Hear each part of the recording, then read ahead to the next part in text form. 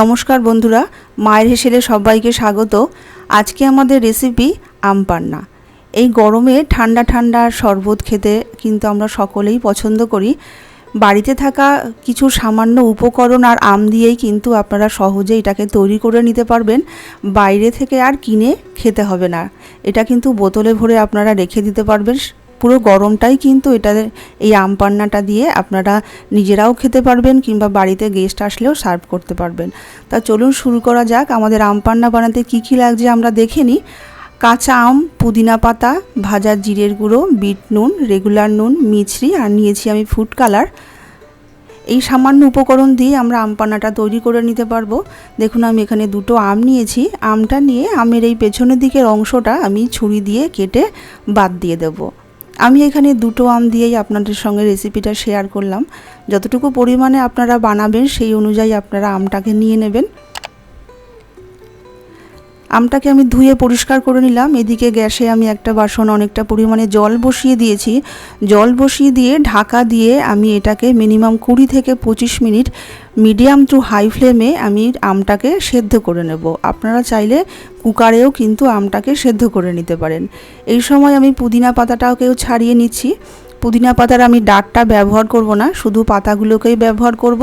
পুদিনা পাতাগুলোকে ছাড়িয়ে নিয়ে ভালো করে পরিষ্কার করে জলে ধুয়ে নিয়েছি। একটা গোটা পাতিলেবুর রসও এখানে আমি ব্যবহার করেছি। দেখুন 20-25 মিনিট হয়ে গেছে। আমটা কত সুন্দর সেদ্ধ হয়ে গেছে, দেখলেই বুঝতে পারছেন আমের খোসাটা কি সুন্দর ছেড়ে গেছে, বোঝাই যাচ্ছে আমটা সেদ্ধ হয়ে গেছে। এবার আমটাকে তুলে নিয়ে আমি একটু ভালোভাবে একটু ঠান্ডা করে নেব। আমটা ঠান্ডা হয়ে গেলে আমের ওপরে এরকম খোসাটাকে নিয়ে তারপরে একটা চামচ দিয়ে তারপরে আমের পুরো কাঁচটাকেই আমি বার করে নেব। এইভাবে আস্তে আস্তে সমস্ত কাঁচটাই কিন্তু বার করে নেব। চেষ্টা করবেন একটু বড় সাইজের আম নেওয়ার জন্য। একদম কচি আম নিলে কিন্তু আম পান্নার রেসিপিটা ভালো হয় না। একটু বড় সাইজের আমটা নিলেই কিন্তু এই রেসিপিটা সুন্দর হয়।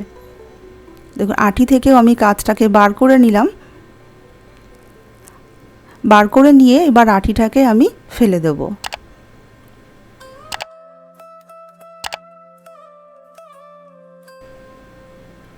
এবার একটা মিক্সি জার নিয়ে এই সমস্ত আমের কাঁচটাকে আমি এবার এখানে দিয়ে দিলাম। আর দিয়ে দিলাম 1 টেবিল স্পুন বিট নুন আর একটু রেগুলার নুন আর 1 টিস্পুন মতন ভাজা জিরের গুঁড়ো আর দিয়ে দিলাম পুদিনা পাতা। এবার সব কিছু মিলিয়ে আমি একটা ভালো পেস্ট তৈরি করে নেব। এই সময় কিন্তু এক ফোঁটাও জল ব্যবহার করব না, জল ছাড়াই আমি একটা স্মুথ পেস্ট তৈরি করে নেব।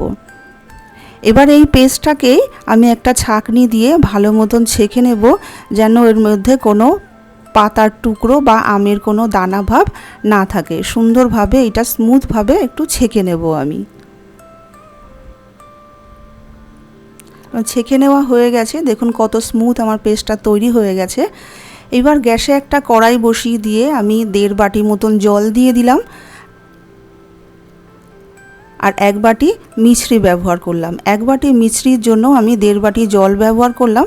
এখানে মিছরির জায়গায় আপনারা চিনিও ব্যবহার করতে পারেন, কিন্তু গুড় একদমই নয়, গুড় দিলে টেস্টটা খারাপ হয়ে যাবে।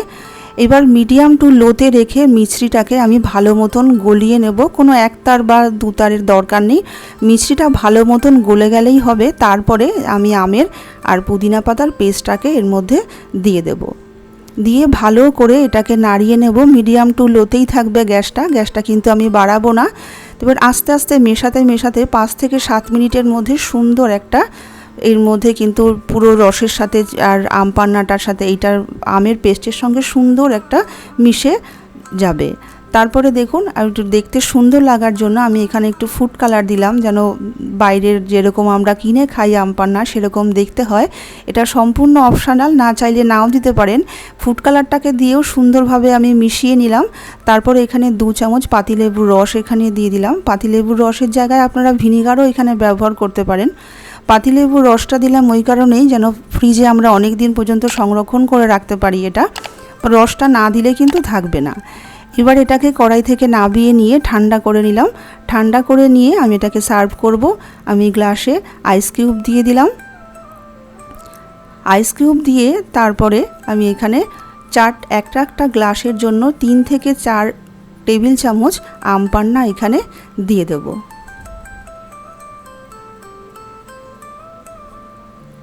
প্রতিটা গ্লাসের জন্য 3 থেকে 4 চামচ আমি এখানে আম পান্না দিয়ে দেব। এটা কিন্তু বোতলে ভরে আপনারা ফ্রিজেও রেখে দিতে পারেন, সারা গরমের জন্য কিন্তু এটা ব্যবহার করতে পারবেন, যখন ইচ্ছা বার করে এটাকে খেতে পারবেন। তারপরে আমি ঠান্ডা জলও আমি এখানে দিয়ে দিলাম প্রতিটা গ্লাসের মধ্যে। তারপর একটা চামচ দিয়ে ভালো করে নাড়িয়ে দিলাম। তৈরি হয়ে গেল আমাদের আম পান্না। এই গরমে বাইরে থেকে এসে এই ঠান্ডা ঠান্ডা ড্রিঙ্ক খেতে কিন্তু আমাদের সকলের ভীষণ ভালো লাগবে, সে ছোট হোক বা বড়ই হোক। আশা করি বন্ধুরা আজকের এই আম পান্না রেসিপিটা আপনাদের ভালো লাগলো। ভালো লাগলে একটা লাইক ও কমেন্ট করে দেবেন, আর প্লিজ আমার চ্যানেলটাকে সাবস্ক্রাইব করে আমার পাশে থাকবেন। আর যে সকল বন্ধুরা আমার চ্যানেলটাকে সাবস্ক্রাইব করেছেন তাদের অসংখ্য ধন্যবাদ। তাহলে আজকে এইটুকুই, দেখা হবে আবার অন্য কোনো ভিডিও নিয়ে। নমস্কার।